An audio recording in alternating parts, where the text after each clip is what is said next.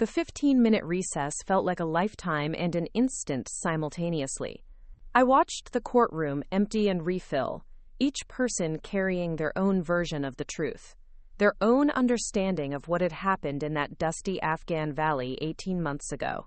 When Judge Blackwood returned, the air seemed thicker, charged with anticipation that everyone could feel but no one could name. "The court calls Corporal James Patterson to the stand," Major Pierce announced, her voice carrying the confidence of someone who believed she had already won. Tank rose from his seat with the deliberate movement of a man carrying more weight than his massive frame suggested.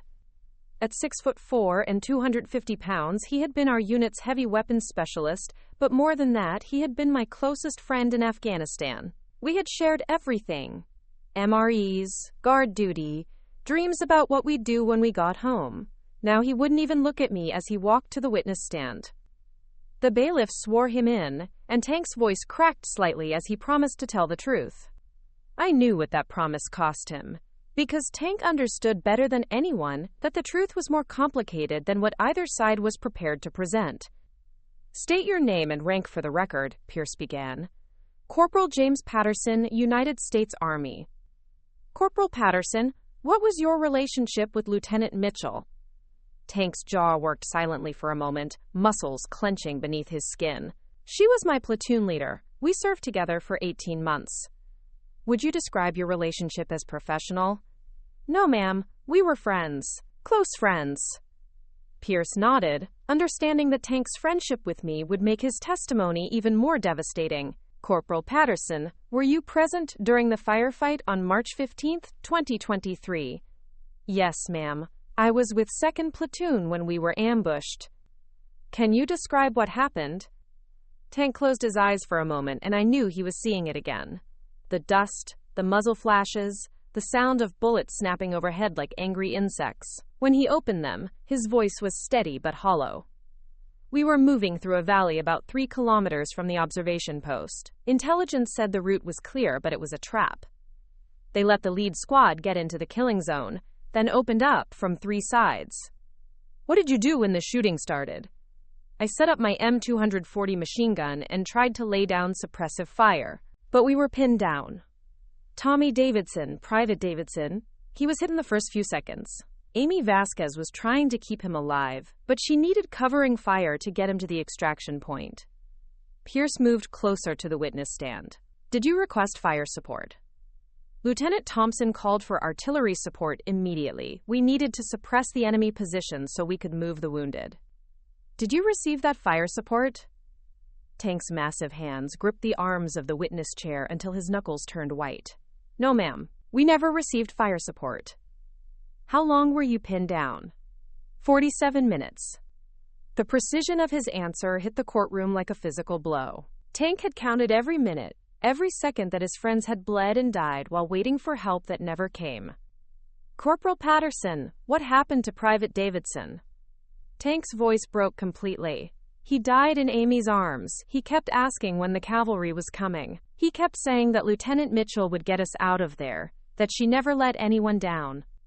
Tears ran down Tank's cheeks. 18 months of suppressed grief finally breaking through the dam of military discipline.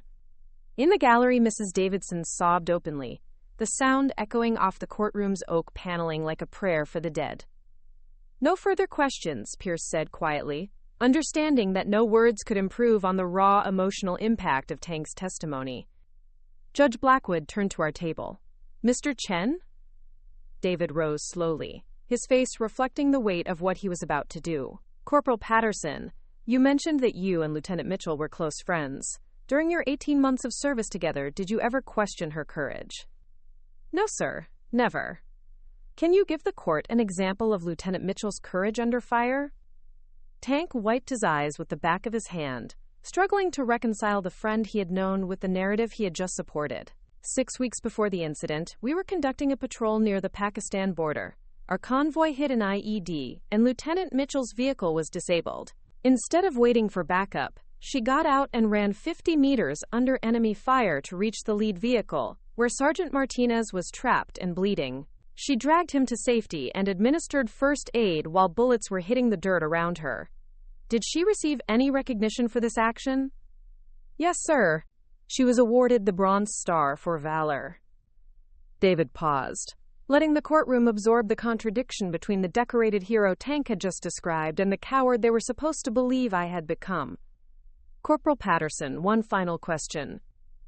If you learned that Lieutenant Mitchell's actions on March 15th were part of a classified operation that she couldn't reveal to protect ongoing intelligence activities, would that change your understanding of what happened? Pierce shot to her feet. Objection. Calls for speculation about classified matters. But before Judge Blackwood could rule, something extraordinary happened. Tank looked directly at me for the first time since entering the courtroom, and I saw recognition dawn in his eyes, not of guilt, but of possibility. Your Honor, Tank said, his voice growing stronger, I'd like to amend my previous testimony. The courtroom erupted in surprised murmurs. Pierce looked stunned. Judge Blackwood banged his gavel once. Corporal Patterson, you're still under oath. What would you like to amend? Tank took a deep breath, and I could see him making a choice that would follow him for the rest of his life. When I said Lieutenant Mitchell abandoned us, I was describing what it looked like from our position, but I never actually saw her abandon anything. I don't know where she went or why she went there. The words hung in the air like smoke from a fired gun. Tank had just blown a hole in the prosecution's carefully constructed narrative, not by lying, but by acknowledging the limits of his own knowledge. Furthermore, Tank continued, his voice gaining strength, I want the court to know that Lieutenant Mitchell saved my life 3 times during our deployment. Whatever happened on March 15th, I know it wasn't cowardice.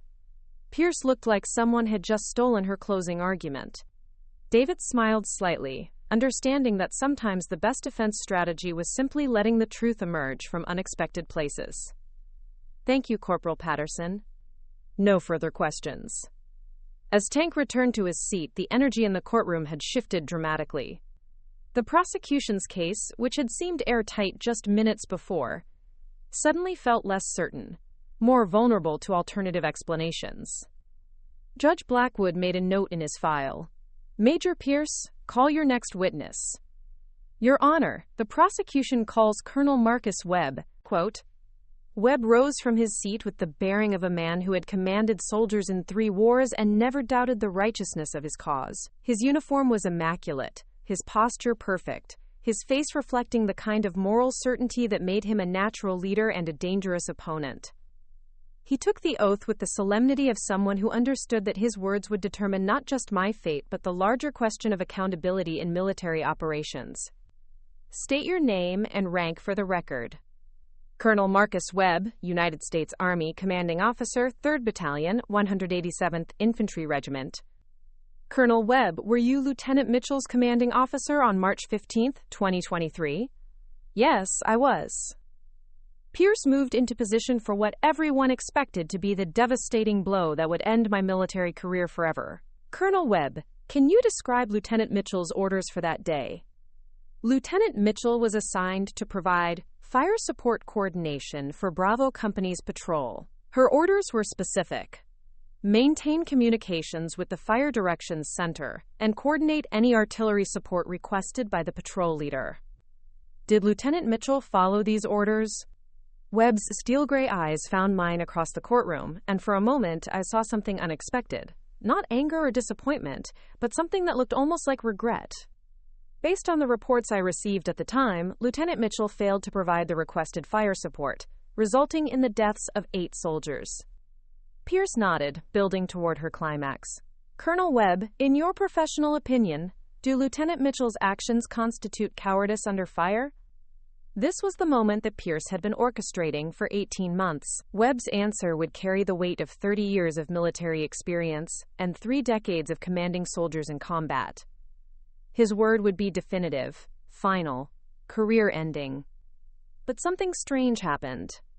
Webb was quiet for a long moment, his gaze still fixed on mine, and I saw something shift in his expression, a crack in the certainty that had carried him through 3 wars and countless difficult decisions. Your Honor, Webb said slowly, I need to correct something in my previous testimony. The courtroom went completely silent. Pierce looked confused, then alarmed. David leaned forward, sensing that something significant was about to happen. "Colonel Webb," Judge Blackwood said, "you're still under oath. What would you like to correct?" Webb straightened in his chair, his decision made. "When I said that Lieutenant Mitchell's actions were based on the reports I received at the time, I should have clarified that those reports were incomplete." Pierce half rose from her chair. "Your Honor, I object to." "Overruled," Judge Blackwood said firmly. "Colonel Webb, please continue." Webb turned to face the gallery, addressing not just the judge, but the families, the media, and the soldiers who had spent 18 months believing in a narrative that he was about to destroy. "3 weeks ago, I received a classified briefing from Central Intelligence Agency regarding Operation Nightfall, a joint CIA-Army intelligence operation that was active in Kandahar province on March 15, 2023. The courtroom erupted, reporters scrambled for their phones. Pierce looked like someone had just pulled the floor out from under her feet. David's carefully maintained professional composure cracked into something approaching amazement. Judge Blackwood banged his gavel repeatedly. "Order! Order in this courtroom!" When the noise subsided, Webb continued with the steady voice of a man who had decided that 18 months of lies were enough. Operation Nightfall involved a CIA asset who had infiltrated a Taliban cell responsible for planning attacks on American forces. On March 15th, this asset was in immediate danger of being discovered and executed. Webb paused, letting the significance of his words settle over the courtroom like dust after an explosion. Lieutenant Mitchell was not just a fire support officer that day. She was the primary liaison for Operation Nightfall, responsible for maintaining communications with the CIA asset and coordinating his extraction if necessary. Pierce found her voice. "Your Honor, this is highly irregular. If Colonel Webb had this information—" "Major Pierce," Webb interrupted, his voice carrying the authority of 3 decades of command. "I received this information 3 weeks ago. For 18 months, the CIA maintained that Operation Nightfall was too sensitive to declassify, even to save Lieutenant Mitchell's career." He turned back to Judge Blackwood.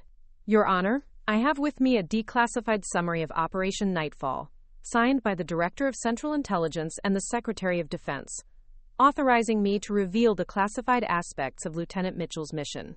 Quote, Webb produced a document from his uniform jacket, the pages bearing the unmistakable seals of the highest levels of American intelligence and defense establishments. "According to this document," Webb continued, "Lieutenant Mitchell received an emergency communication at approximately 1,435 hours on March 15th, informing her that the CIA asset was about to be executed and required immediate extraction. She was ordered to maintain radio silence with military units to prevent compromising the operation." The courtroom was so quiet that the only sound was the scratch of the sketch artist's charcoal across paper and the distant hum of traffic outside. Lieutenant Mitchell left her observation post not to abandon her duties, but to guide the extraction team to the asset's location. Her actions that day saved the life of an intelligence operative whose information prevented 3 major attacks on American forces over the following 6 months. Webb's voice grew stronger, more certain as he continued. "The fire support that 2nd Platoon requested was denied, not because Lieutenant Mitchell was a coward, but because the artillery coordinates would have compromised the extraction operation and resulted in the death of a critical intelligence asset." Pierce was on her feet now, her carefully constructed case crumbling in real time. "Your Honor, this is—" "Major Pierce," Judge Blackwood said firmly, "sit down." Webb continued relentlessly, 18 months of suppressed truth pouring out like water through a broken dam. The CIA maintained operational security by allowing Lieutenant Mitchell to be charged with cowardice rather than reveal the existence of Operation Nightfall. She was ordered to remain silent about her true mission, even at the cost of her military career. He turned to look directly at me, his steel gray eyes now filled with something that looked like profound regret. "Lieutenant Mitchell has spent 18 months being called a coward for actions that saved American lives and protected ongoing intelligence operations. She has endured this accusation in silence because she was ordered to protect classified information, even at the cost of her own honor." Webb stood up in the witness chair, his posture radiating the kind of moral authority that had made him a natural leader for 30 years. Your Honor, I am here today to correct the record. Lieutenant Sarah Mitchell is not a coward. She is one of the most courageous officers I have ever had the privilege to command. Her actions on March 15th represent the highest traditions of American military service, choosing duty and sacrifice over personal reputation and career advancement.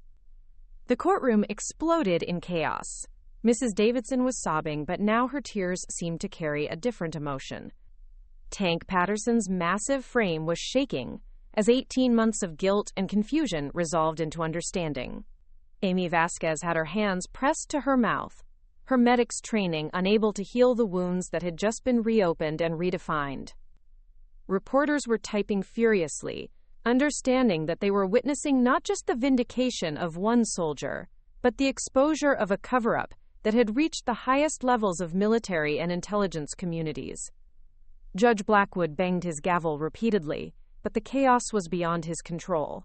People were standing, talking, crying, trying to process the complete reversal of everything they had believed for 18 months. Your Honor, Webb said, his voice cutting through the noise like a blade, I have one more thing to add.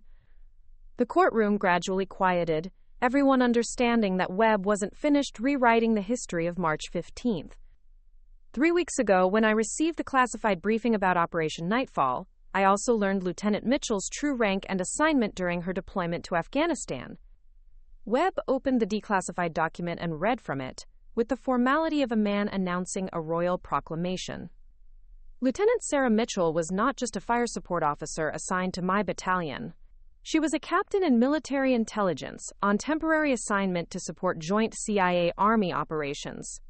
Her true rank was classified to maintain her cover identity during intelligence operations. The words hit the courtroom like a physical blow. Pierce looked like someone had just told her that gravity had been repealed. David's professional composure finally cracked completely, and he was grinning like a man who had just watched his client walk on water. Furthermore, Webb continued, Captain Mitchell's actions on March 15th have earned her the Distinguished Service Cross for extraordinary heroism in combat operations. This decoration was classified for 18 months to protect ongoing intelligence activities. Webb stood at attention and faced me directly. Captain Sarah Elizabeth Mitchell, by order of the Secretary of Defense and with the gratitude of a nation, you are hereby restored to your full rank and privileges, with all charges dropped and your record cleared. What happened next was something I had never expected to see in a federal courtroom. Colonel Webb, a man with 30 years of service and 3 wars under his belt, came to attention and saluted me. Then Tank Patterson stood up in the gallery and saluted. Then Staff Sergeant Rodriguez. Then Amy Vasquez. One by one, every person in military uniform in that courtroom stood and saluted. Even some of the civilians rose to their feet, understanding that they were witnessing something extraordinary, the public vindication of someone who had been willing to sacrifice everything to protect classified operations and save American lives. Mrs. Davidson approached me with tears streaming down her face. Captain Mitchell, she said, her voice breaking, I'm so sorry. I spent 18 months hating you for my son's death, and all this time you were protecting other families from the same loss. I couldn't speak. 18 months of carrying the weight of being called a coward, 18 months of silence, 18 months of watching my honor be destroyed in public while the truth remained locked away in classified files. It all collapsed at once. Judge Blackwood had given up trying to maintain order. The courtroom had become something else entirely. Not a place of legal proceedings, but a space where justice and truth had finally intersected after 18 months of careful separation. David approached me with the declassified documents, his voice filled with amazement. Sarah, Captain Mitchell, do you understand what just happened? I looked around the courtroom at the faces that had carried hatred, confusion, and judgment for 18 months. Now those same faces reflected understanding, respect, and in some cases, awe. The truth happened, I said simply. Colonel Webb approached our table, his bearing reflecting the relief of a commander who had finally been allowed to set the record straight. Captain Mitchell, I owe you an apology that 18 months overdue. I spent those months knowing that we were destroying a hero to protect an operation, and it nearly broke me. He handed me a folder containing orders that I hadn't seen for 18 months. Your true assignment orders, your promotion to captain, and your citation for the Distinguished Service Cross. All of it was classified until 3 weeks ago. I opened the folder with shaking hands. The first document was indeed promotion orders to captain, dated 6 months before the incident. The second was my actual assignment orders, not to Webb's battalion as a fire support officer, but to a joint CIA Army intelligence unit as a liaison officer for special operations. The third document was the citation for the Distinguished Service Cross, signed by the Secretary of Defense himself. For extraordinary heroism in combat operations against an armed enemy, Captain Sarah Mitchell, while serving as intelligence liaison officer for Operation Nightfall, displayed conspicuous gallantry and intrepidity at the risk of her life above and beyond the call of duty.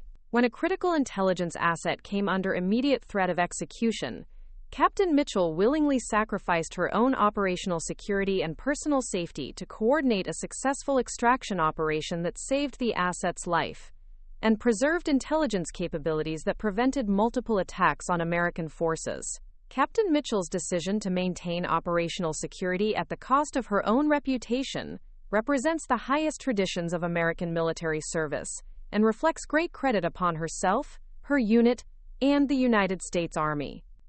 I looked up from the citation to find the entire courtroom watching me. 18 months of being called a coward, and the truth was that I had been decorated for extraordinary heroism that I couldn't reveal to save my own career.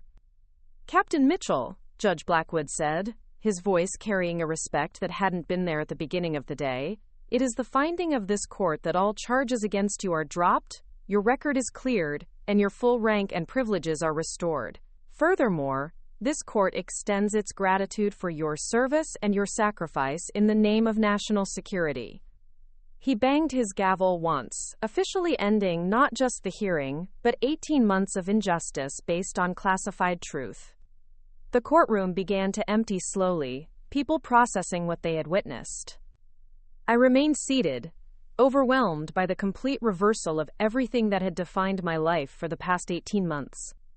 Tank Patterson approached me, his massive frame seeming smaller somehow, diminished by 18 months of carrying guilt over something that had never been his fault. "Captain," he said, his voice thick with emotion, "I'm so sorry. I spent 18 months thinking you had abandoned us, when all along you were protecting us." "Tank," I said, standing to face my old friend, "you had no way of knowing. You testified truthfully about what you observed. That's all anyone can do." He nodded, but I could see that it would take time for him to forgive himself for 18 months of doubt. Amy Vasquez joined us, her medic's eyes reflecting the kind of emotional wounds that were harder to heal than physical injuries. "Captain Mitchell, I need you to know that Tommy Davidson's last words were about you. He said that if Lieutenant Mitchell couldn't get us out, then nobody could. He never stopped believing in you." The words hit me harder than any physical blow. Tommy had died believing in me while I was prevented from explaining why his faith was justified. Staff Sergeant Rodriguez approached with the folder containing the classified documents that had vindicated me. "Captain, I have orders to return these to you. They're yours now. Your true service record, your commendations, your actual assignment history, all of it." I took the folder, feeling the weight of 18 months of suppressed truth. "Rodriguez, I want you to know that you were never in the wrong. You followed orders and testified truthfully. That's what good soldiers do." He nodded, but like Tank, I could see that forgiveness, especially self-forgiveness, would take time. Colonel Webb remained in the courtroom after most people had left, reviewing documents with the methodical precision that had made him an effective commander for 30 years. "Colonel," I said, approaching him at the prosecution table, "I need to ask you something." He looked up from his paperwork, his steel gray eyes reflecting the exhaustion that came from carrying classified truth for 18 months. "You've known about Operation Nightfall for 3 weeks, I said. Why did you wait until today to reveal it?" Webb was quiet for a long moment, his decision to destroy his own prosecution playing out in the lines around his eyes. "Captain Mitchell, I've been a soldier for 30 years. I've made a lot of difficult decisions, but allowing you to be destroyed to protect a classified operation was the hardest thing I've ever done. When the CIA finally declassified enough information to allow me to tell the truth, I knew I had to do it publicly, in front of the people who had judged you. Quote. He gathered his papers with careful precision. You deserve to have your honor restored in the same public forum where it was destroyed. You deserve to have everyone who called you a coward hear the truth about your courage. Thank you, Colonel. Don't thank me, Captain. Thank your country, which asked you to sacrifice your reputation for national security, and then finally found the courage to set the record straight. As Webb left the courtroom, I found myself alone with David, who was still processing the complete vindication of his client. Sarah, Captain Mitchell, in 20 years of practice, I've never seen anything like what just happened today. You spent 18 months being called a coward for actions that earned you the Distinguished Service Cross. The truth was always there, I said. It was just classified. What will you do now? I looked around the empty courtroom, thinking about 18 months of silence. 18 months of carrying the weight of accusations I couldn't answer. 18 months of being called a coward, while the truth remained locked away in classified files. I'm going to continue serving, I said. This uniform still means something to me, even after everything that happened. David nodded, understanding that some convictions run deeper than public opinion or legal proceedings. Captain Mitchell, he said, you've shown me something I didn't think existed anymore. Someone willing to sacrifice everything for principles that matter more than personal reputation. As I walked out of the courthouse, the Denver afternoon felt different somehow. The same city that had watched me walk in as a disgraced former lieutenant was now watching me leave as a decorated captain whose true service had finally been recognized. The marble steps that had felt so cold that morning now seemed to reflect the warmth of vindication, of truth finally emerging from the shadows of classification and political necessity. My phone buzzed with messages from reporters, from military colleagues, from people who wanted to interview the woman who had been willing to be called a coward to protect classified operations. But for the moment, I just wanted to walk through Denver and remember what it felt like to wear my uniform with honor restored. 18 months ago, they had called me a coward. Today, a courtroom full of people had stood when my true rank was read aloud, understanding finally that sometimes the greatest courage is the willingness to sacrifice everything, including your reputation, for truths that can't be spoken until their time comes. The truth had been worth waiting for. My honor had been worth protecting. And sometimes, the heroes are the ones who are willing to be called cowards, until the classified truth can finally be told. I walked into the Denver afternoon as Captain Sarah Mitchell, Distinguished Service Cross recipient, my honor restored and my truth finally told. The silence was over. The real story could finally begin. They called me a coward who abandoned my unit under fire and said I'd never deserve to wear this uniform again. Today, when the judge read my true rank aloud, every person in that courtroom, including my accusers, stood in stunned silence. Here's how a lie that destroyed my life became the truth that saved it. The marble steps of the Federal Courthouse in downtown Denver felt colder than the October morning warranted. Each step echoed with a hollow ring that seemed to announce my arrival to the world.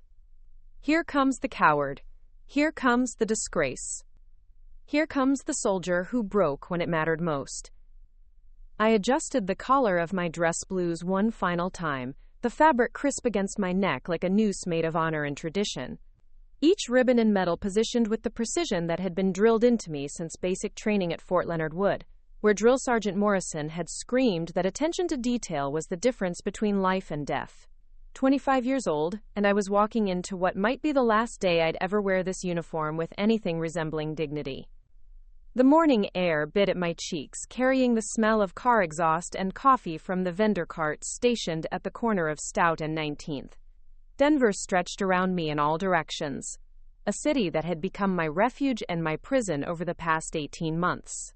I'd taken a job at a small accounting firm downtown, close enough to the courthouse that I could walk to every hearing, every deposition, every moment where my life was dissected by people who had never held a rifle in anger.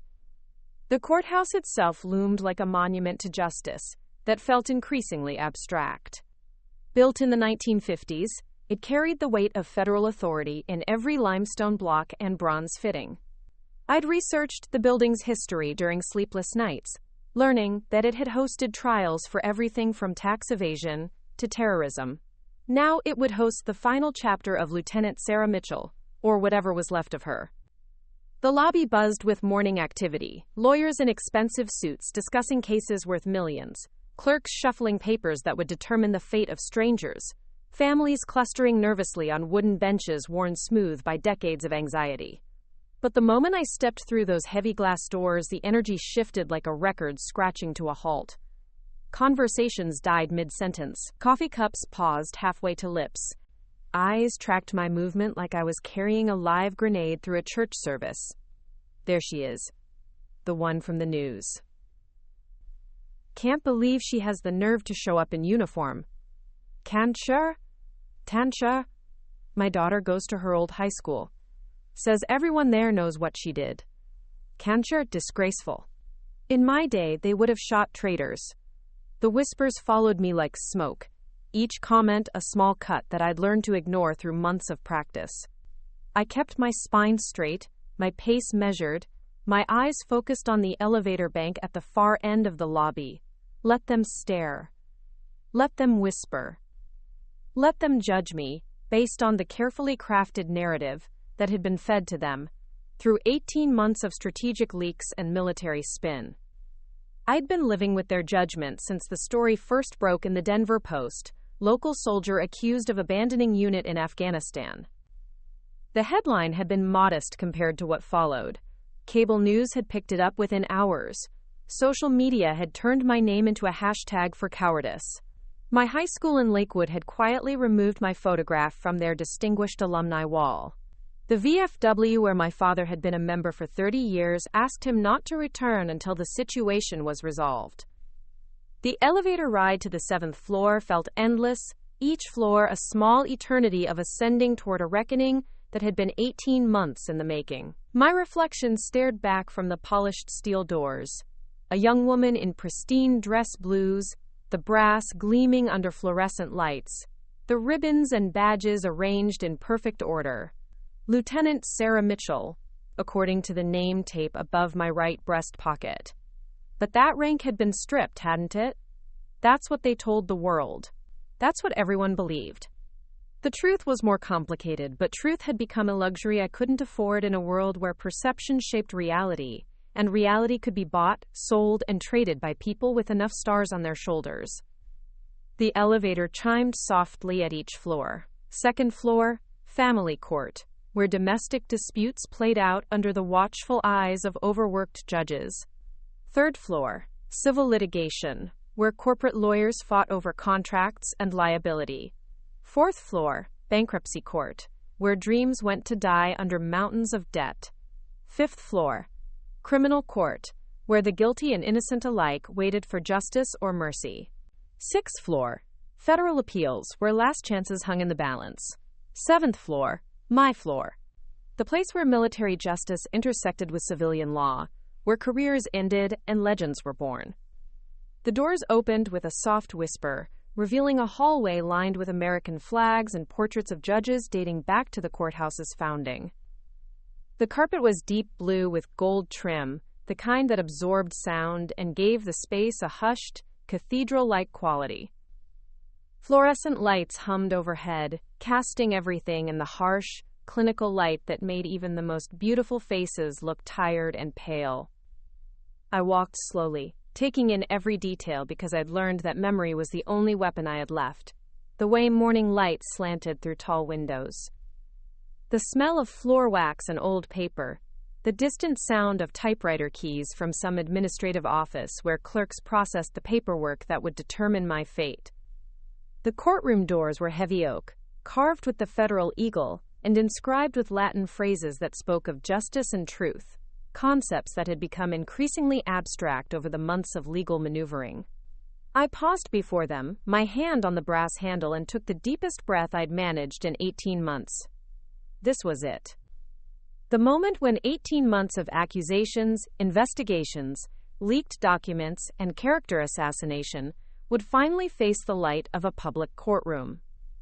Whatever happened beyond these doors would determine not just my legal fate, but whether I would spend the rest of my life as Sarah Mitchell, the woman who had once been a soldier, or as a footnote in military history, the coward who broke when her brothers needed her most. I pushed through, and the weight of 40 pairs of eyes hit me immediately like a physical force. The gallery was packed beyond capacity, every seat filled with faces I recognized, and faces that had become familiar through 18 months of media coverage. Military personnel sat in crisp uniforms, their ribbons and badges catching the light from crystal chandeliers that seemed oddly elegant for a federal courtroom. Journalists hunched over notebooks, their pens poised to capture every moment, every expression, every word that might become tomorrow's headline. Family members of my former unit occupied 2 full rows, their faces etched with grief and anger that had never fully healed. Mrs. Davidson sat in the front row, her silver hair perfectly styled, despite the early hour, her black dress making her look like she was attending a funeral rather than a hearing. She'd lost her son Tommy, in the same firefight that had destroyed my life.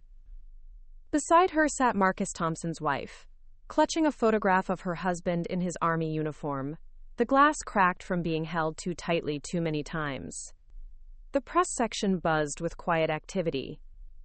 I recognized Amanda Chen from the Denver Post, the reporter who had broken the original story and followed every development since. Behind her sat a crew from CNN, their camera operator adjusting equipment while trying to remain unobtrusive. A sketch artist had already begun capturing the scene, her charcoal moving quickly across cream-colored paper. But it was the front row that commanded my attention, where the people who had orchestrated my destruction sat with the casual confidence of those who had never doubted the outcome. Colonel Marcus Webb occupied the center seat like a king holding court. At 53, he carried himself with the bearing of a man who had spent 3 decades accumulating authority and learning how to wield it. His chest was heavy with ribbons and medals, bronze stars, purple hearts, campaign ribbons from Iraq and Afghanistan, each one a testament to courage under fire. His salt and pepper hair was cropped in a regulation cut that hadn't changed since he was a second lieutenant. When our eyes met across the courtroom, his expression didn't change, but something cold and satisfied flickered behind his steel-gray eyes. Webb had been my battalion commander in Afghanistan, the man responsible for the safety and effectiveness of 800 soldiers scattered across Forward Operating Base Kandahar. In the 18 months since the incident, he had become the face of military justice, appearing on news programs to speak gravely about the importance of accountability and the devastating impact of cowardice on unit morale. His voice carried the weight of experience and moral authority, making him the perfect spokesman for a narrative that painted me as a cautionary tale. Beside him sat Major Diana Pierce, the prosecutor who had built her career on high-profile military cases and never lost one that mattered. At 41, she possessed the kind of sharp intelligence that could dissect a witness's testimony with surgical precision. Her auburn hair was pulled back in a severe bun that emphasized the angular planes of her face. She wore her dress uniform like armor, each ribbon and badge precisely positioned to project competence and unwavering dedication to justice. Pierce had spent the past 18 months methodically building the case against me, gathering statements, analyzing evidence, and crafting a narrative that was both compelling and damning. She understood that military justice was as much about storytelling as it was about facts, and she was a master storyteller. In her hands, my actions in Afghanistan had become a betrayal not just of my unit, but of every soldier who had ever worn the uniform. Behind them sat the members of Bravo Company, the soldiers who had survived the firefight that ended my military career and, according to them, should have ended my life. Staff Sergeant Mike Rodriguez sat with his arms crossed, his dark eyes fixed on me with undisguised hatred. He'd been wounded in the action, taking shrapnel in his left shoulder that had ended his deployment early. The injury had healed, but the anger remained fresh and raw. Corporal James Tank Patterson sat beside Rodriguez, his massive frame barely fitting in the courtroom's standard chairs. At 6'4" and 250 pounds, Tank had been our unit's heavy weapons specialist, the man we all counted on when the fighting got serious. He'd been one of my closest friends before the incident, someone I'd trusted with my life and my secrets. Now he wouldn't meet my eyes, his jaw clenched so tightly I could see the muscles working beneath his skin. Next to Tank sat Specialist Amy Vasquez, the medic who had tried to save the lives that my alleged cowardice had put at risk. At 23, she was only 2 years younger than me, but the months since Afghanistan had aged her in ways that went beyond the calendar. Her hands, which had once moved with the steady confidence of someone trained to save lives under fire, now trembled slightly as she gripped a tissue. She'd been the one to hold Tommy Davidson as he died, whispering comfort while his life ebbed away in a dusty Afghan valley. I found my assigned seat behind the defendant's table, my boots clicking against the polished floor with each step. The sound echoed in the hushed space like a drum beat, marking time until a reckoning that had been 18 months in the making. The oak table was scarred with decades of use, its surface bearing the small nicks and scratches that came from nervous lawyers and anxious defendants running their fingers along the wood grain. My lawyer, David Chen, nodded as I sat down. At 38, he was young for a federal defense attorney, but his reputation for handling complex military cases had made him my first and only choice when civilian counsel became necessary. His expression was calm and professional, but I caught the slight tightness around his dark eyes that spoke to the magnitude of what we faced. We both knew what we were up against. Military justice wasn't just about facts. It was about reputation, chain of command, and the stories that powerful people needed to be true to maintain their own credibility. David had spent months preparing for this day, interviewing witnesses, analyzing classified documents, and building a defense strategy that challenged not just the facts of the case, but the entire narrative that had been constructed around my actions. He understood that winning in a courtroom required more than proving innocence. It required dismantling the carefully crafted story that had taken on a life of its own. Behind me, I could feel the presence of my accusers like a weight pressing down on my shoulders. 18 months of preparing for this moment, and I could still feel their eyes burning into the back of my uniform. Each whisper, each shuffling of papers, each suppressed cough seemed amplified in the charged atmosphere of the courtroom. The wall clock showed 9:57 a.m., its second hand moving with mechanical precision toward the moment that would determine the rest of my life. 3 minutes until the hearing that would either vindicate me or confirm the label that had followed me for 18 months. Coward. 3 minutes until I learned whether truth was stronger than perception, whether justice was more powerful than politics, whether one young woman's word could stand against the combined weight of military authority and public opinion. I folded my hands in my lap and waited, the way I'd learned to wait during long nights on guard duty in Afghanistan, during endless hours of testimony preparation with David, during sleepless nights in my small Denver apartment, where I'd questioned every decision I'd ever made and wondered if I deserved the uniform I still wore with pride. Outside the tall windows, Denver's skylines stretched toward the Rocky Mountains, indifferent to the small human drama playing out in this oak-paneled room. The morning sun caught the glass facades of office buildings, creating a mosaic of light and shadow that shifted with the clouds. Somewhere out there, people were starting their normal days, drinking coffee, checking emails, worrying about mortgage payments and traffic jams, and whether their children would remember to pack their lunch money. But for me, everything hung in the balance. My honor, my identity, my right to call myself a soldier, and my hope that somewhere in the machinery of military justice, there was still room for truth to emerge from beneath layers of institutional politics and carefully managed narratives. The whispers behind me grew quieter as the official start time approached, but I could still feel their weight pressing against my consciousness like a persistent headache. She looked so young. Hard to believe someone like that could cause so much damage. Naya Beekstables. Naya Beekstames wonder if she even understands what she did. Naya Beekstables. My nephew served with her. Says she was always different. Too soft for the infantry. This whole thing is a waste of taxpayer money. Should have court-martialed her on the spot. Next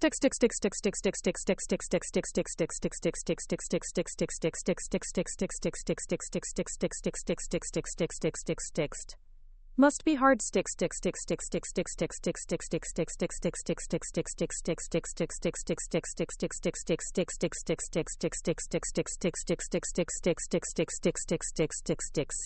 The question was whether anyone else would understand what had actually happened once the real truth came to light, assuming it ever did.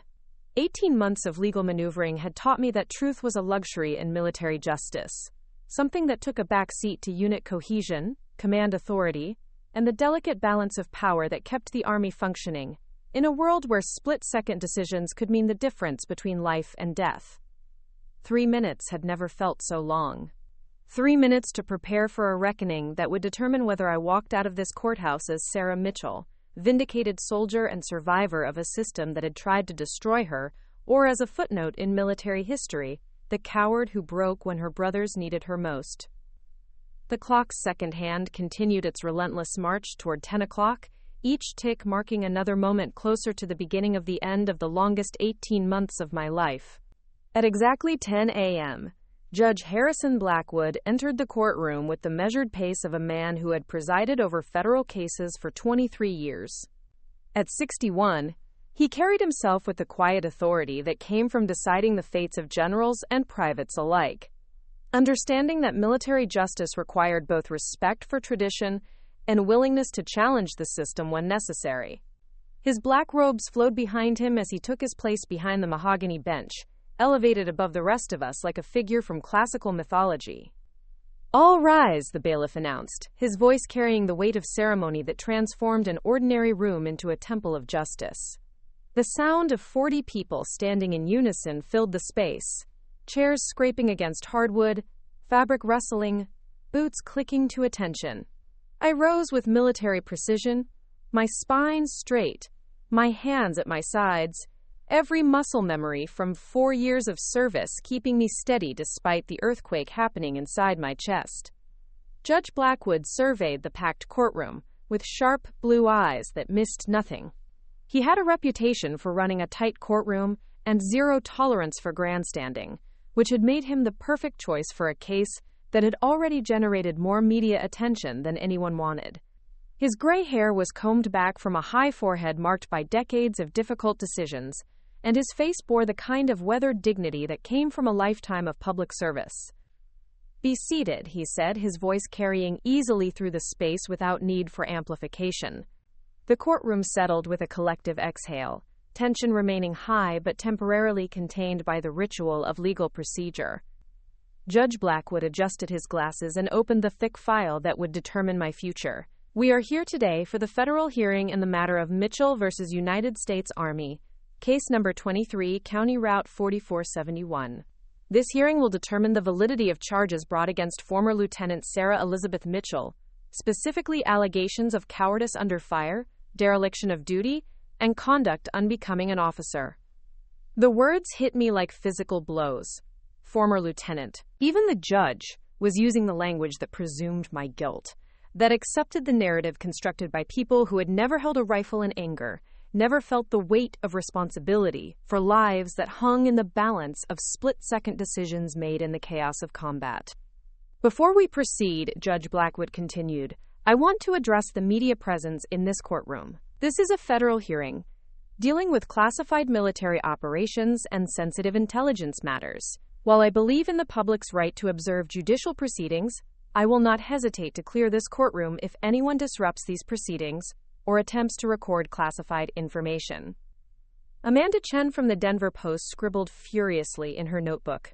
The CNN crew adjusted their positions slightly, making sure their angles captured the key players. The sketch artist's charcoal moved across her paper with quick, confident strokes, already capturing the formal beginning of what everyone expected to be a dramatic day. "Major Pierce," Judge Blackwood said, turning his attention to the prosecution table, "you may proceed with your opening statement." Diana Pierce rose with the fluid grace of a predator who had spent months preparing for this moment. She wore her dress uniform like a second skin, every ribbon and badge positioned with mathematical precision. Her auburn hair caught the light from the chandeliers as she approached the jury box. Empty in this federal hearing, but the space where she would normally address the people who would decide a defendant's fate. "Your Honor," she began, her voice carrying the crisp authority that had made her the Army's most effective prosecutor. 18 months ago, on a dusty plateau outside Kandahar Province, Afghanistan, 8 American soldiers died because one officer, The defendant, Sarah Mitchell, abandoned her post and fled when her unit came under enemy fire. The words landed in the courtroom like grenades, each one carefully chosen for maximum impact. I felt them settle into the consciousness of everyone present, becoming the foundation for everything that would follow. Pierce understood that legal proceedings were about more than facts. They were about creating a narrative so compelling that it became indistinguishable from truth. "This is not a case about the fog of war," Pierce continued, moving with practiced confidence between the prosecution table and the empty jury box. "This is not about split-second decisions made under impossible circumstances. This is about a fundamental failure of character, a betrayal of the most sacred trust that exists between soldiers in combat." She paused, letting her words resonate in the hushed courtroom. Behind me, I could hear Mrs. Davidson's quiet breathing, could sense the tension radiating from the Bravo Company survivors who had lived with the consequences of that day for 18 months. The evidence will show that on March 15, 2023, Lieutenant Sarah Mitchell was responsible for coordinating fire support for a platoon-sized patrol that had become pinned down by enemy forces in a pre-planned ambush. When the shooting started, when her fellow soldiers needed her most, she abandoned her radio, left her position, and ran. Pierce's voice grew stronger, more confident as she built her case. The evidence will show that this act of cowardice directly resulted in a breakdown of communications that prevented artillery support from reaching the trapped patrol. 8 soldiers died in that valley because the person responsible for their fire support chose to save herself instead of doing her duty. She turned to face me directly, her green eyes cold and certain. "The defendant will claim that she was following orders, that she was acting on classified intelligence, that her actions were part of some larger tactical plan. But the evidence will show that these claims are fabrications, desperate attempts to justify the unjustifiable." The prosecution's strategy was becoming clear. They weren't just arguing that I had failed as a soldier. They were arguing that I had failed as a human being, that cowardice was a character flaw so fundamental that it invalidated any alternative explanation for my actions. "Your Honor," Pierce continued, "the United States Army cannot function if officers are allowed to abandon their responsibilities when faced with danger. The chain of command, the trust between soldiers, the very foundation of military effectiveness, depends on the absolute certainty that every member of the team will do their duty regardless of personal risk." She moved back toward her table, her posture radiating confidence. "Over the next few days, you will hear testimony from the survivors of Bravo Company. You will hear from Staff Sergeant Rodriguez, who was wounded trying to establish communications after Lieutenant Mitchell abandoned her post. You will hear from Corporal Patterson, who watched his best friend die while calling for fire support that never came. You will hear from Specialist Vasquez, who tried desperately to save lives that could have been saved if proper fire support had been available." The courtroom was completely silent now, everyone hanging on Pierce's words as she painted a picture of betrayal and cowardice that felt as solid as the oak paneling on the walls. "Most importantly," she said, "you will hear from Colonel Marcus Webb, who commanded the operation and who will testify that Lieutenant Mitchell's actions violated direct orders and resulted in the unnecessary deaths of 8 American soldiers." Pierce returned to her seat with the satisfied air of someone who had just delivered a devastating opening move. She had laid out a narrative that was simple, compelling, and emotionally powerful. In her version of events, I was the coward who had broken under pressure, the weak link that had caused a catastrophic failure of military effectiveness. Judge Blackwood made a note in his file and turned to our table. "Mr. Chen, your opening statement." David rose slowly, adjusting his civilian suit jacket in a gesture that reminded everyone present that this case straddled the line between military and civilian justice. At 38, he looked younger than his years, but his reputation for handling complex federal cases had made him my only choice when the Army's own defense counsel had been quietly reassigned to other cases. "Your Honor," David began, his voice calm and measured, "the prosecution would have you believe that this case is simple, that Lieutenant Sarah Mitchell is a coward who abandoned her post and caused the deaths of 8 soldiers. But the truth is far more complex than Major Pierce's narrative suggests." He moved away from our table with deliberate confidence, his posture radiating the kind of quiet authority that came from years of challenging official narratives in federal courtrooms. The evidence will show that Lieutenant Mitchell was not a coward, but a highly decorated intelligence officer operating under classified orders that she could not reveal to her unit. The evidence will show that she did not abandon her post, but was following a specific operational directive that required her to maintain communications with a CIA asset who had infiltrated the Taliban cell responsible for the ambush. I watched the faces in the gallery as David spoke. Some showed confusion, others, skepticism. Mrs. Davidson's expression didn't change, but I saw her grip tighten on the photograph of her son. The prosecution had spent 18 months building their narrative. David had one opening statement to plant seeds of doubt. Your Honor, this case is not about cowardice under fire. It is about a young officer who was placed in an impossible situation by a classified operation that went catastrophically wrong. Lieutenant Mitchell was forced to choose between maintaining her cover and potentially saving a high-value intelligence asset, or revealing classified information that could have compromised ongoing operations and put American lives at risk. David's strategy was becoming clear. He wasn't just defending my actions. He was arguing that the entire narrative was based on incomplete information, that the prosecution's case ignored classified elements that changed everything. The evidence will show that Lieutenant Mitchell's actions on March 15th were not those of a coward, but of an officer forced to make an impossible choice between competing loyalties and classified obligations. She chose to protect an operation that was crucial to American security interests, even knowing that this choice would make her appear to be exactly what the prosecution claims she is. He paused, letting his words settle in the minds of everyone present. Your Honor, the real tragedy of March 15th is not that a coward broke under pressure, but that a decorated intelligence officer was sacrificed to protect a classified operation that the Army now claims never existed. The courtroom stirred slightly. David had just suggested that the Army was engaged in an active cover-up, that my case was part of a larger pattern of institutional deception. It was a dangerous strategy that could either vindicate me completely or make me appear to be a conspiracy theorist, grasping at desperate explanations. Over the next few days, David continued, you will hear testimony from Lieutenant Mitchell herself. You will hear about her exemplary service record, her commendations for intelligence work, and her track record of making difficult decisions under extreme pressure. You will learn about the classified operation she was supporting, the intelligence asset she was protecting, and the impossible choice she was forced to make. Quote, he turned to face the gallery, addressing not just Judge Blackwood, but the families, the media, and the soldiers who had judged me based on 18 months of carefully managed information.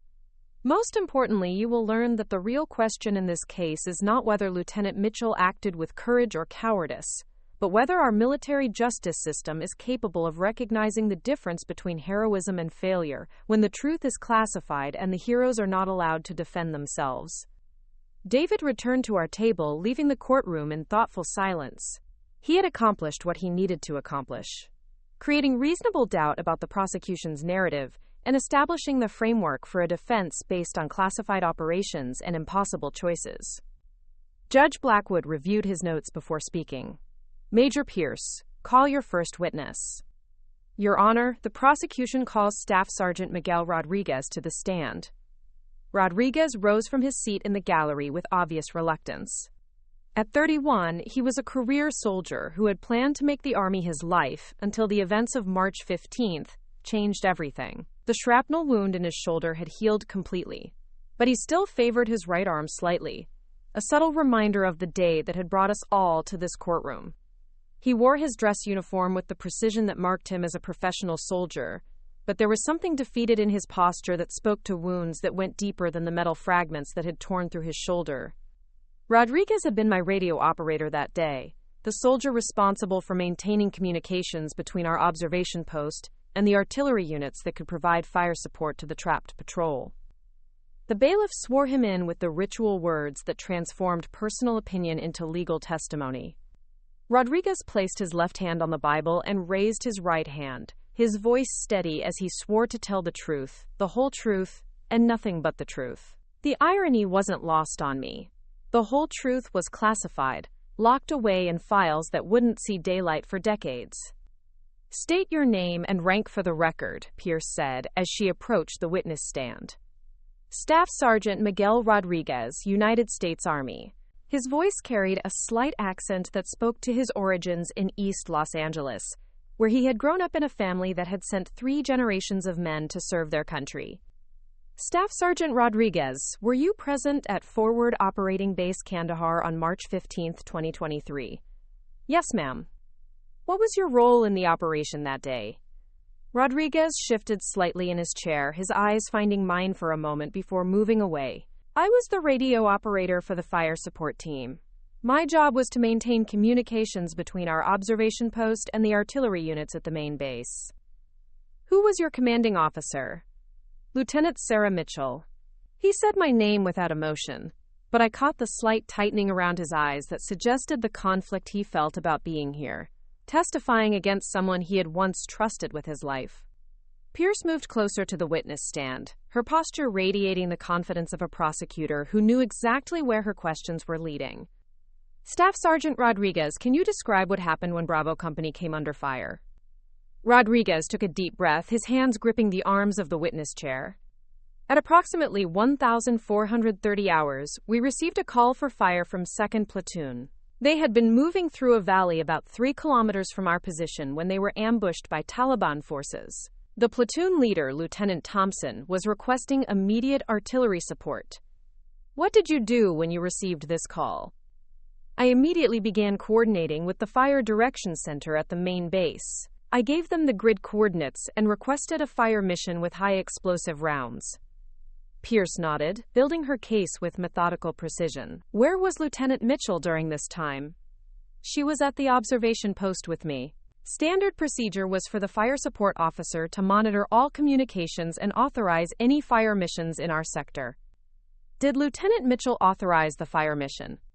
Rodriguez hesitated, and in that moment of silence, I could see the weight of 18 months pressing down on him. He had been forced to choose between loyalty to a friend and loyalty to the truth as he understood it. The choice had been eating at him ever since. "No, ma'am. She did not." The words fell into the courtroom like stones into still water, creating ripples that touched everyone present. In the gallery, Mrs. Davidson's grip tightened on her son's photograph. The CNN crew adjusted their positions slightly, sensing that this was the moment they had been waiting for. "What happened next, Staff Sergeant Rodriguez?" "Lieutenant Mitchell ordered me to stop the fire mission. She said we had received new intelligence and that the coordinates were no longer valid." Pierce's voice sharpened with prosecutorial focus. "Did she provide you with new coordinates?" "No, ma'am." "Did she explain what this new intelligence was?" "No, ma'am. She just said the mission was canceled and that I should maintain radio silence." "What did you do?" Rodriguez's voice grew quieter, the weight of memory making him shrink slightly in his chair. "I followed orders. I canceled the fire mission and maintained radio silence." "How long did this radio silence last?" "Approximately 45 minutes. Pierce moved closer, her voice rising slightly to emphasize the significance of what she was establishing. "Staff Sergeant Rodriguez, during those 45 minutes, did 2nd Platoon continue to request fire support?" "Yes, ma'am. Lieutenant Thompson called for support 7 times. Each time, his situation became more desperate." "And what happened to Lieutenant Mitchell during this 45-minute period?" This was the moment that Pierce had been building toward, the centerpiece of her narrative about cowardice and abandonment. Rodriguez's answer would either support the prosecution's case or begin to unravel it. Rodriguez looked directly at me for the first time since taking the stand. His dark eyes held a mixture of confusion, anger, and something that might have been regret. "She left the observation post, ma'am. She took her personal radio and her weapon and disappeared into the rocks behind our position." "Did she tell you where she was going?" "No, ma'am." "Did she tell you when she would return?" "No, ma'am." Staff Sergeant Rodriguez, in your professional opinion as a soldier with 12 years of experience, what did Lieutenant Mitchell's actions represent? David half rose from his chair. "Objection, Your Honor. Calls for speculation." "Overruled," Judge Blackwood said. The witness may answer based on his professional experience. Rodriguez was quiet for a long moment, wrestling with words that would follow him for the rest of his career. When he finally spoke, his voice was barely above a whisper. In my professional opinion, Lieutenant Mitchell abandoned her post when her soldiers needed her most. The courtroom erupted in a wave of quiet murmurs and shifting bodies. Mrs. Davidson's shoulders began to shake with suppressed emotion. Tank Patterson's massive hands clenched into fists. Amy Vasquez pressed a tissue to her eyes, her medic's training unable to heal wounds that went deeper than flesh and bone. Pierce had accomplished exactly what she intended. She had established, through the testimony of a decorated soldier with no apparent motive to lie, that I had abandoned my post during a critical firefight, that I had canceled crucial fire support missions, and that my actions had left a trapped patrol without the artillery support they desperately needed. No further questions, Your Honor. Judge Blackwood turned to our table. Mr. Chen, your witness. David rose with the careful deliberation of a man who understood that the next few minutes could determine the outcome of the entire case. Rodriguez remained in the witness chair, his posture reflecting the exhaustion that came from 18 months of carrying a burden he had never asked for. Staff Sergeant Rodriguez, David began, his voice gentle but probing, you mentioned that Lieutenant Mitchell said you had received new intelligence. In your experience, was it common for intelligence updates to change fire mission parameters? Yes, sir. Intelligence could change everything. If civilians were in the target area, or if friendly forces had moved into the zone, we would always cancel fire missions. And in those situations, would the fire support officer always explain the nature of the intelligence? Rodriguez shifted uncomfortably. Not always. Sometimes the intelligence was classified above our clearance level.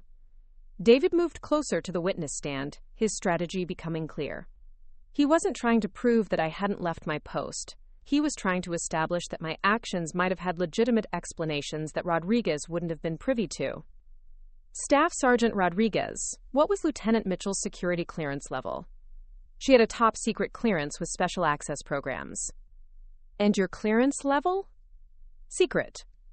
So it would be possible for Lieutenant Mitchell to receive intelligence that she could not share with you.